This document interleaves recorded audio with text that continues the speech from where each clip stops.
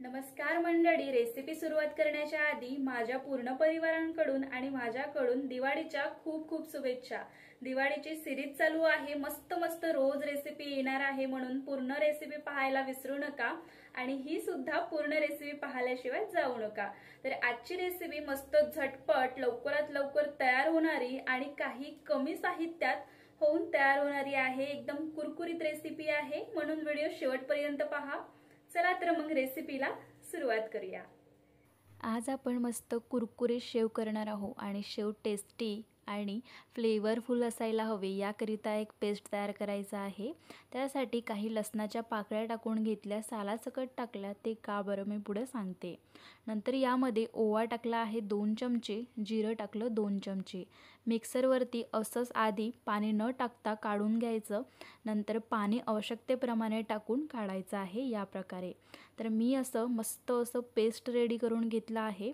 आता हे पेस्ट काय करायचं आहे ना, आपल्याला गाळून घ्यायचं आहे। याकरिता मी त्या लसणावरची जे साल आहे काढली नव्हती, कारण आपल्याला हे जो पेस्ट आहे गाळून घ्यायचा आहे। यामधला आपल्याला जो रस असतो तो काढून घ्यायचा आहे। तर हे पेस्ट मी या चाळणीवरती टाकून घेते, कोणती पण तुम्ही चाळणी घेऊ शकता, ज्यामधून याचे कण निघायला नको अशा प्रकारची चाळणी घ्यायची आहे। फक्त आणि फक्त रस हवा आहे आपल्याला याचा। लसण, जिरं आणि ओव्याचे जे कण असते, जर आपण असाच पेस्ट टाकला त्यामध्ये, तर ते कण त्या साच्यामध्ये अटकतात आणि शेव व्यवस्थित पडणार नाही, तुटून जाते। या कारणाने आपल्याला हे छान अशी प्युरी तयार करून टाकायची आहे, त्याचा रस टाकायचा आहे। तर पूर्णपणे मी रस काढून घेतला, या ठिकाणी तुम्ही पाहू शकता या प्रकारचा रस झालेला आहे। त्या मिक्सरच्या भांड्यामध्ये पुन्हा मी पाणी टाकून घेतलं होतं आणि ते पाणी यामध्ये टाकून घेतलं।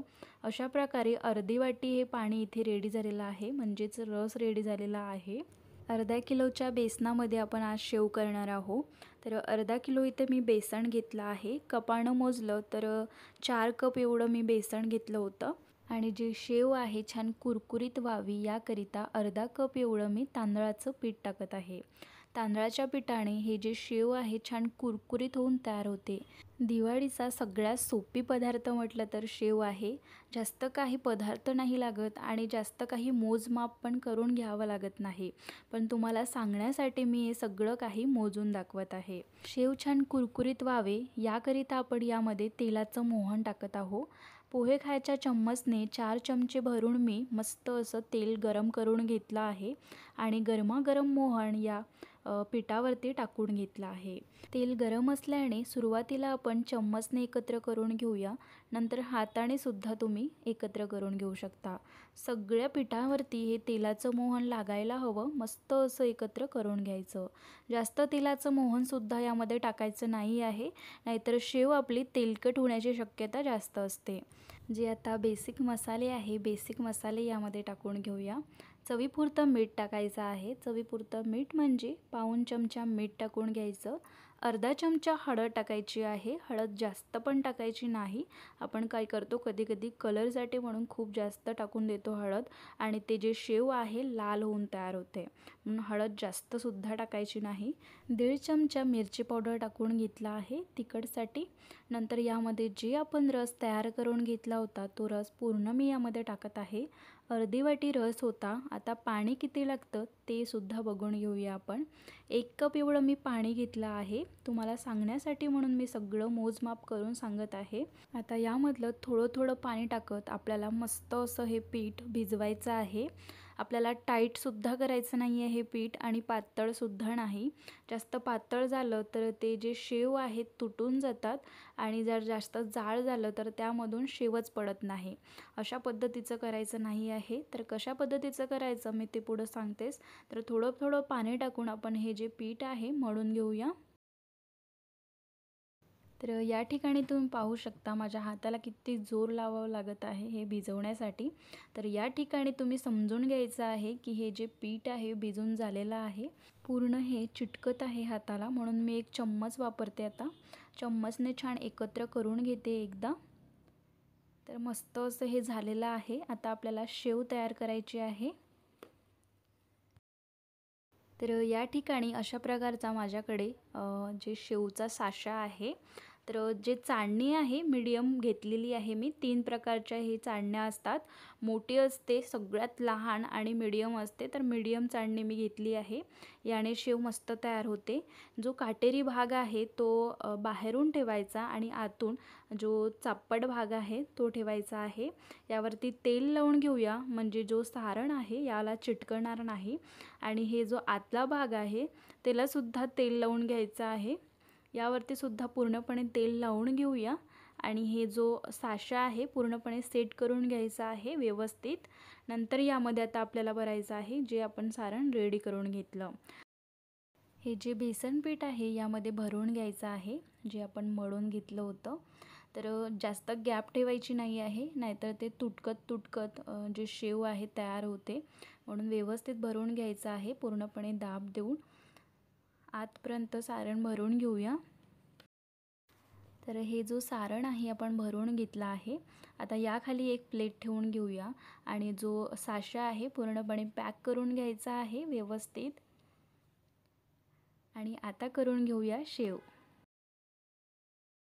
तर शेव करण्यासाठी आधीच मी तेल गरम होण्यासाठी ठेवलं होतं. आता कसं तेल गरम करायचं ते सांगते मी. एक शेव टाकून बघितली, लगेच वरता आली, म्हणजे तेल जे आहे परफेक्ट गरम आहे. तर आता यामध्ये शेव सोडून घेऊया. शेव कशी सोडायची ते सुद्धा तुम्हाला सांगून देते. जो काटाचा भाग असतो तेलाचा जो काटाचा भाग असतो जिथून मी हे जे शेव आहे सोडत आहे, अशा प्रकारेच काटवून शेव सोडत आणायची आहे.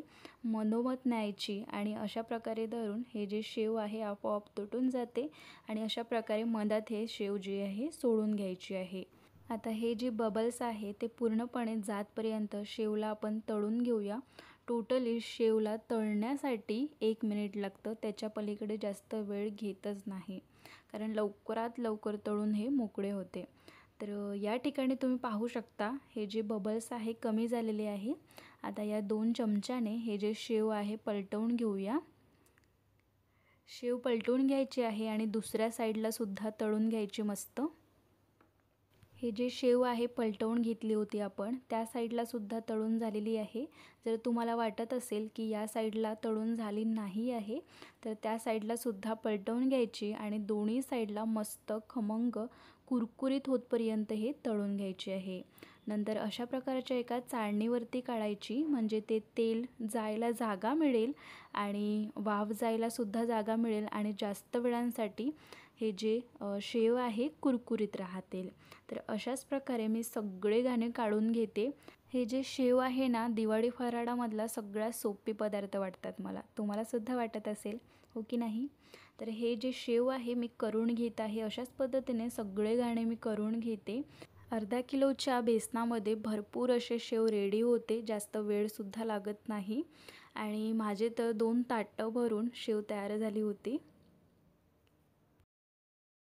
तर मंडळी कुरकुरीत अशी पूर्ण शेव मी काढून घेतली आहे आणि दोन्ही ताटं गच्च भरलेली आहे शेवने. तुम्ही पाहू शकता मस्त झालेली आहे रेडी आणि घरभर सुवाससुद्धा दरवळतो या शेवचा, कारण पहिलाच पदार्थ आहे दिवाळीचा.